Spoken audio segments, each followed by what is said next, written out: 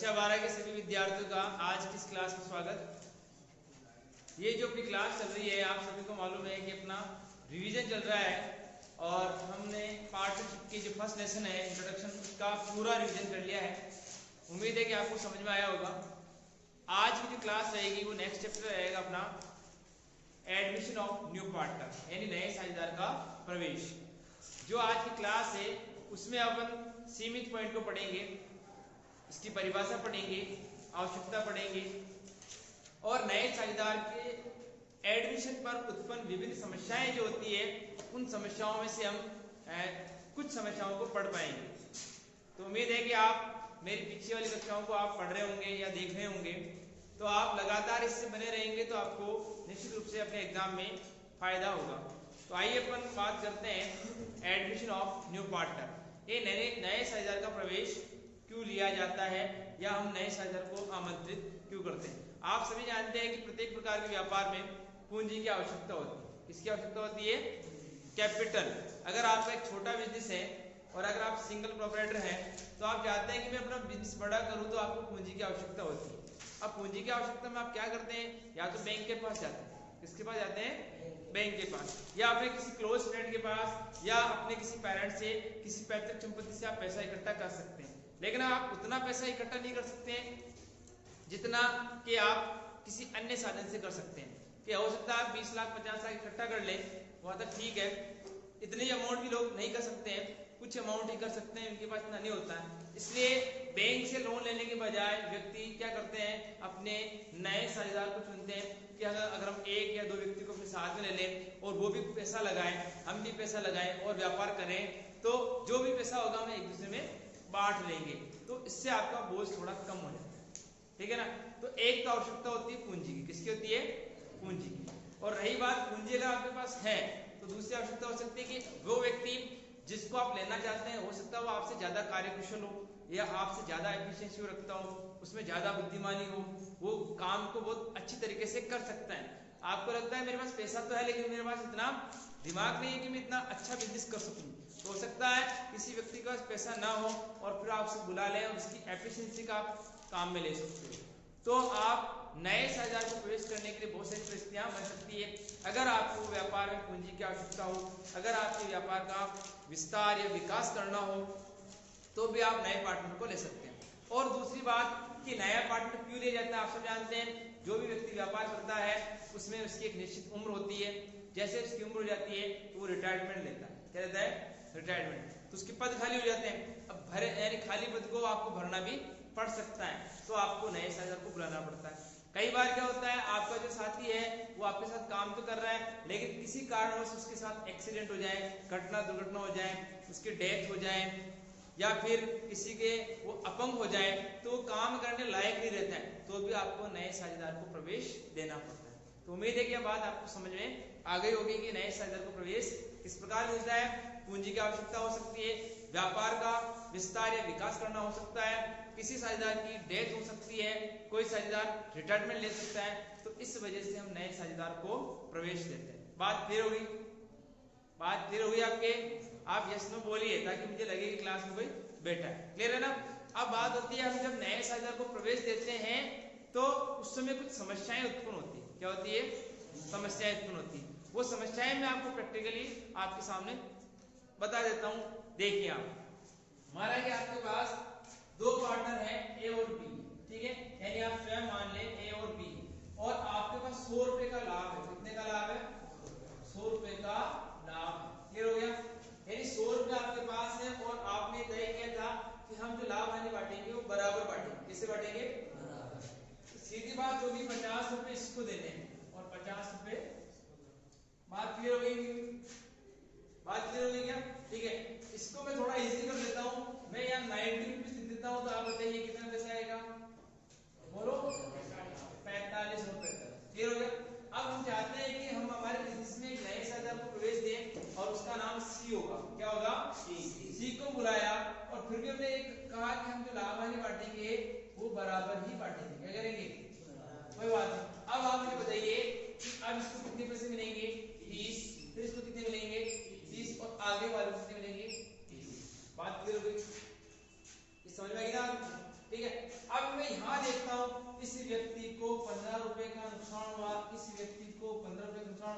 इसको 30 रुपए का फायदा हुआ, ये देखिए क्लियर हो गया।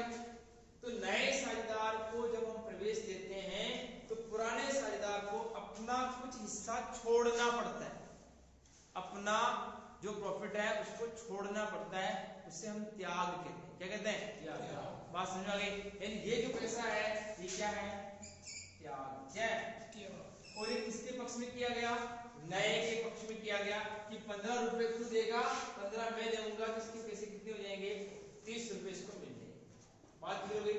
तो ये हमारे सामने समस्या उत्पन्न होती है। ठीक है, जब नया साझेदार फर्म में प्रवेश देता है तो प्रवेश लेता है, उसमें देखते हैं कि नया अनुपात क्या होगा, एक समस्या, त्याग का अनुपात क्या होगा, दूसरी समस्या। ठीक है ना? फिर उसको हम एडमिशन देते हैं तो वो पैसा कितना लेके आएगा, उसकी कैपिटल कितनी होगी, वो भी एक समस्या। साथ में उसको गुडविल भी लानी पड़ती है। क्या लानी पड़ती है? गुडविल लानी पड़ती है। अब बात करते हैं नए साझेदार के प्रवेश पर जो मुख्य रूप से दो समस्याएं होती है, उनमें जो समस्या है आपको बता रहा हूं। नंबर 1 समस्या होती है वो लाभ हानि का बंटवारा। क्या होता है? ठीक है, तो लाभों में अधिकार, क्या लिख रहा हूं मैं? लाभों में अधिकार ये मिलता है नए को। किसको मिलता है? और साथ में वो संपत्तियों में भी अधिकार लेता है। क्या लेता है? संपत्तियों में भी। ठीक है, ये अधिकार। अब इन दोनों की अपन बात कर रहे हैं, क्लियर है? ठीक है, यानी कि लाभों में भी इसको अधिकार मिल सकता है और संपत्तियों में भी अधिकार मिल सकता है। अगर आपने किसी नए पार्टनर को अपने यहाँ पर एडमिशन करवाया है, प्रवेश उसको दिया है, तो वो आपको कहेगा कि मुझे लाभ चाहिए। क्या चाहिए? तो देखो लाभ तो मैंने आपको बता दिया सामने। अब जैसे उसका एडमिशन हो जाएगा वो क्या करेगा?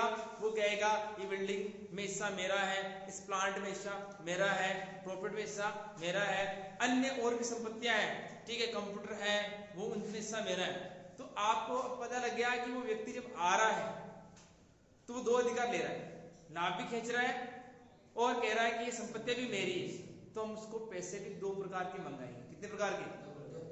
अगर आपको यहाँ पर एडमिशन लेना है तो आपको दो प्रकार के पैसे देने। कितने प्रकार के? दो। अब दो प्रकार के पैसे कौन से? अगर तुम्हें लाभ चाहिए, क्या चाहिए? अगर तुम्हें लाभ चाहिए तो तुम पूंजी लेकर आओ। क्या लेकर आएगा? यानी कि लाभ चाहिए तो उसको लाना पड़ेगा पूंजी। क्या लानी पड़ेगी? और अगर तुम्हें संपत्तियों में भी अधिकार चाहिए, सॉरी ये रॉन्ग बोल दिया, ठीक है ना? हाँ, एक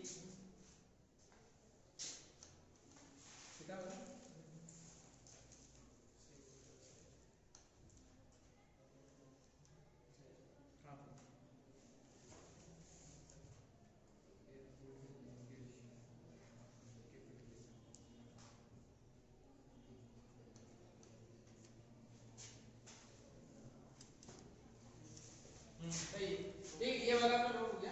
ठीक है, यानी कि संपत्तियों में हिस्सा चाहिए तो उसे पूंजी लानी पड़ेगी। क्या लानी पड़ेगी? ठीक है, और ये गुडविल क्या लाना पड़ेगा? इसको तरह जोड़ना। ठीक है, अगर उसे लाभों में हिस्सा चाहिए तो उसे गुडविल का पैसा लाना पड़ेगा। इसका लाना पड़ेगा गुडविल का।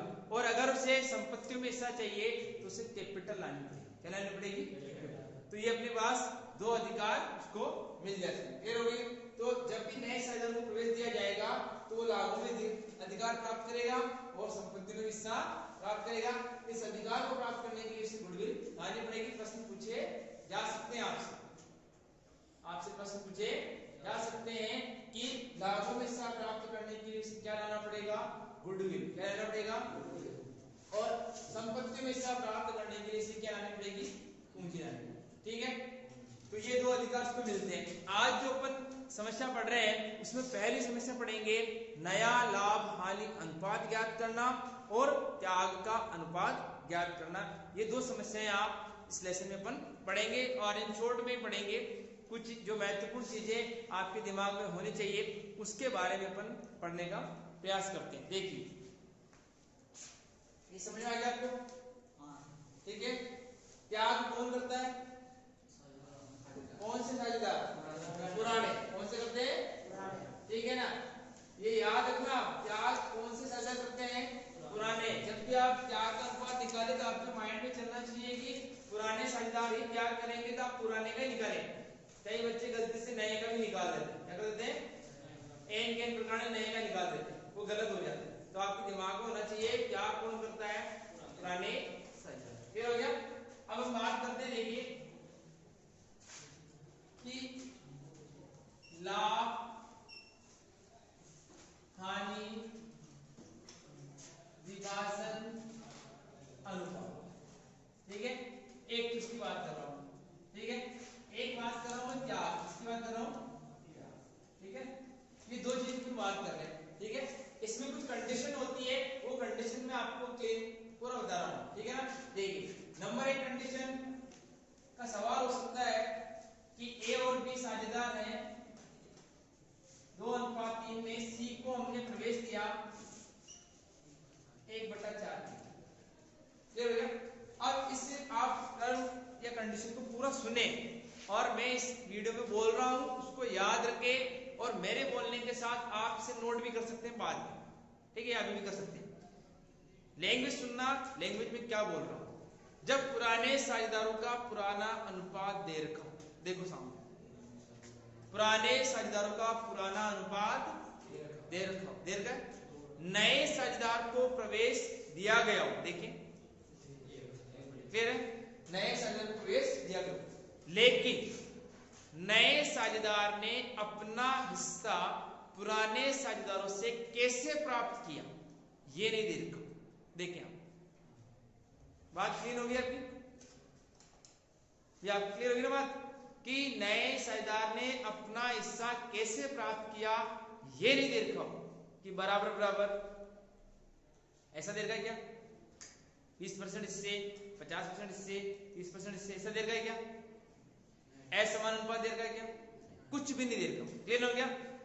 जब पुराने साझेदारों का पुराना अनुपात दे रखा हो, नए साझेदार को प्रवेश दिया गया हो, लेकिन नए साझेदार ने अपना हिस्सा पुरानों से कैसे प्राप्त किया ये नहीं दे रखा हो, तो आप ऐसी स्थिति में कुल लाभ 1 मानकर प्रश्न को हल करेंगे।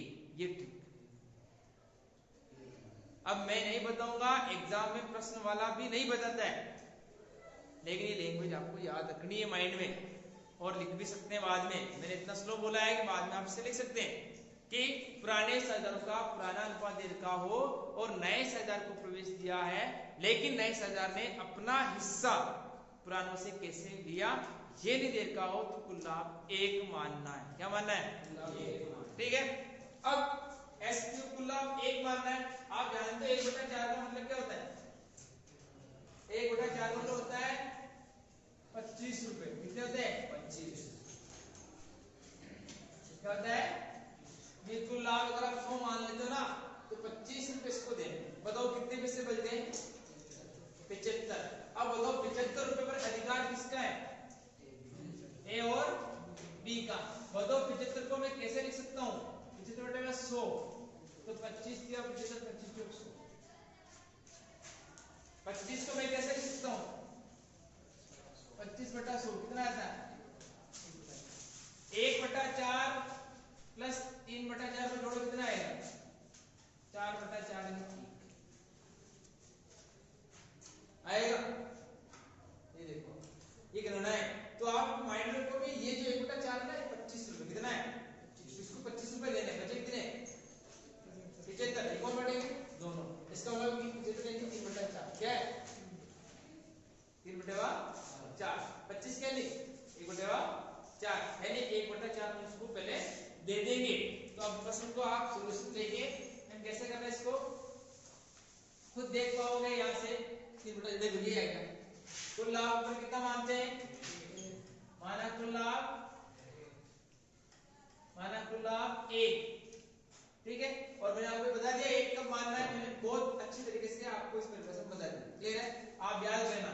और घटाया क्या करेंगे, घटाया 1 - 1/4 कितना बचेगा, तो 3/4 में किसका अधिकार है, ए और बी का। तो ये बांट देंगे, तो यहाँ आ जाएगा ए का नया अनुपात, बोलो 3/4 इंटू ये 2/4 कितना हो जाएगा, फिर बोलिए बी का 3/4 इंटू 3/5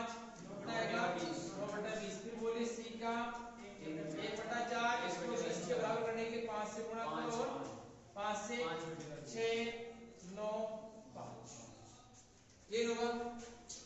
ठीक है, डाउट आपको क्लियर हो गया। अब इसको भी समझना है कि प्रश्न वाला क्या है कि त्याग क्या है, क्या मुझे त्याग। ठीक है, अगर प्रश्न वाला त्याग पूछे तो ये दिमाग में रखना, अगर आपने एक मानकर सवाल को हल किया, क्या सुनो आप, अगर प्रश्न को आपने एक मानकर हल किया तो जो पुराना अनुपात है ना ये क्या, इसको भी नोट कर लो, जो पुराना अनुपात है ना वही त्याग। तो मतलब त्याग कौन सा है, 2। अब प्रश्न आपसे पूछे बताओ त्याग क्या है, तो आपको लिखना है 2:1, सीधा राइट लिखना है। कब लिखना है, कब लिखना है, जब एक मान के प्रश्न को हल किया, लिख लोगे ना। फिर अब कोई नहीं कि मेरे को तो 2/3 भी निकालना है तो निकाल सकता है। त्याग का भी एक सूत्र है, याद है, त्याग का अनुपात बराबर पुराना अनुपात माइनस नया अनुपात।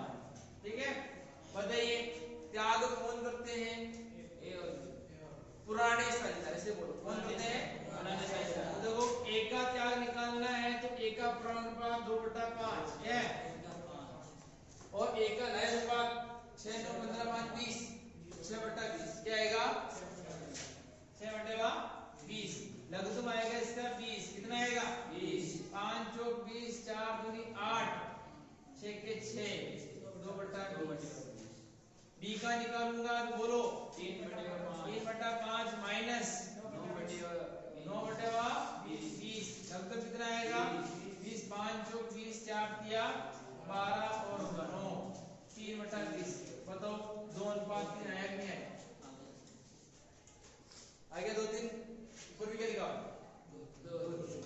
इसका मतलब आपको ये वाला नहीं करना है जब कुल लाभ 1 हो गया। क्लियर, क्लियर हो गया ना, कुल लाभ 1 मानोगे तो आपको सीधा आंसर देना है, ये अनुपात क्या है, ये क्या है, और नया अनुपात जब निकालोगे तो कुल लाभ 1 कब मानना है वो मैंने आपको सिखाया। यस, अब हम अपनी दूसरी मेथड पे चलते हैं। ठीक है, आपसे नोट कर लेना, ठीक है।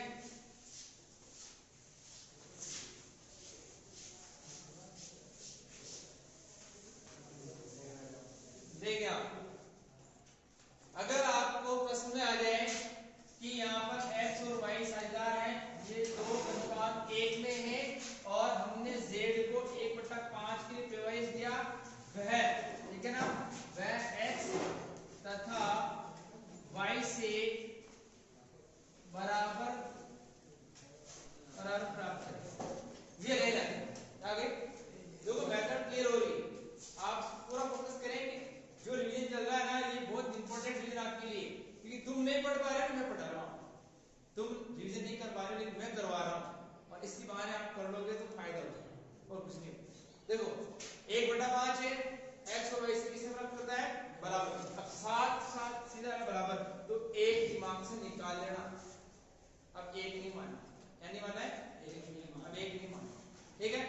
ऐसी स्थिति में बराबर पूछे तो आपको सबसे पहले जो निकालना है वो निकालना त्याग, क्या निकालना है, त्याग। ठीक है, अगर त्याग निकालना हो तो आपको क्या करना पड़ेगा, यहां लिखना है नए साझेदार का हिस्सा, क्या लिखना आपको, नए साझेदार का हिस्सा।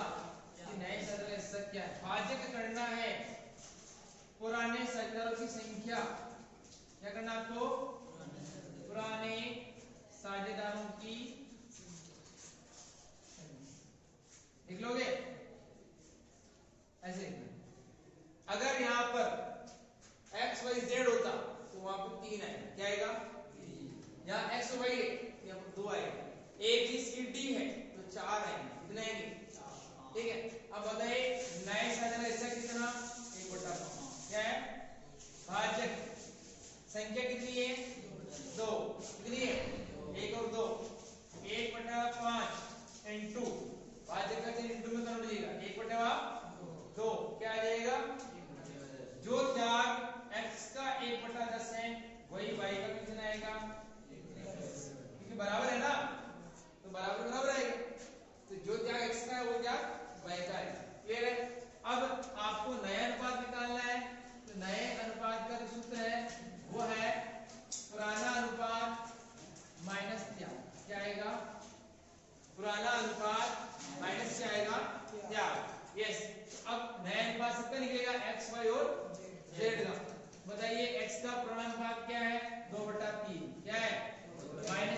कितना क्या किया 1/10 1/10 10 दूनी 20 3 एकम 3 और 10 दिया ये हो गया लघुत्तम इसका लघुत्तम आया 30 30 में 3 का भाग 10 10 को 2 से गुणा 20 10 में 10 का भाग 30 में 3 एकम 3 17/30 ठीक है।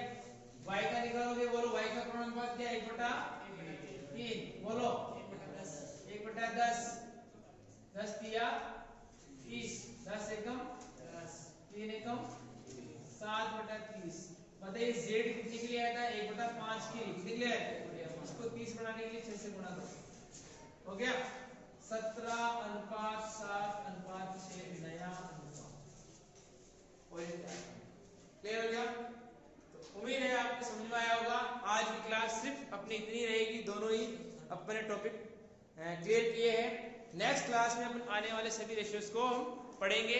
आप हमारे चैनल को अगर आपको क्लास पसंद आती है तो सब्सक्राइब कीजिए लाइक कीजिए और शेयर कीजिए। Thank you very much.